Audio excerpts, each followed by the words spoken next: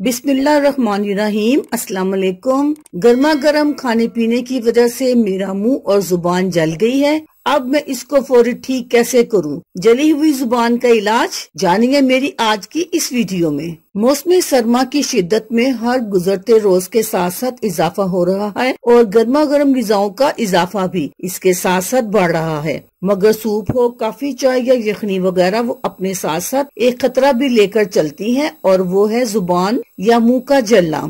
यकीनन आपको भी इसका तजर्बा तो हुआ होगा जब अचानक गर्म चीज मुंह में जाने से जुबान जलने का एहसास होता है। ताहम अगर ऐसा तजर्बा हो तो दर्ज झेल तरीकाकार अपनाने से जलन के एहसास की शिद्दत को कम करके इससे निजात के अमल को तेज किया जा सकता है।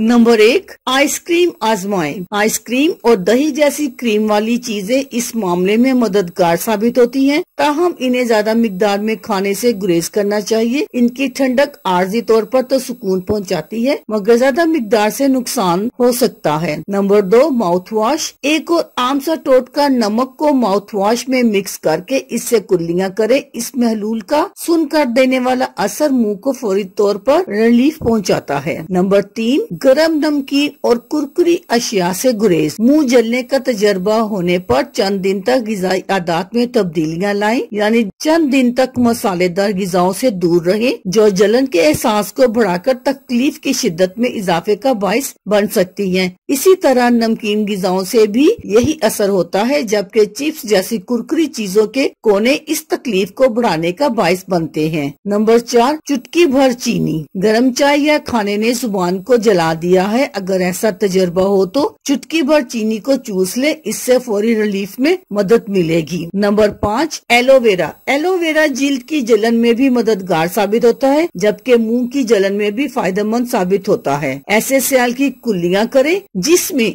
एलोवेरा एक्सेट्री मौजूद हो। वैसे भी एलोवेरा जेल और जूस की शक्ल में भी मिल जाता है। अगर मुंह जलने के बाद जुबान में सुर्खी, मामूली सूजन या वरम, दर्द, जिल्द फटना और खुश्की नजर आए तो ऐसी सूरत में डॉक्टर से रुजू करें ताकि तिब्बी इमदाद से जख्म को बिगड़ने से रोका जा सके। एक मेरा आजमुदा नुस्खा भी है कि अगर आपकी जुबान जल गई हो या मुंह जल गया हो अंदर से, तो आप पान में लगाने वाला जो कत्था होता है उसे अपने मुंह में लगाएं। इससे आपको ठंडक भी मिलेगी और सुकून पहुंचेगा। अल्लाह हाफिज, शुक्रिया।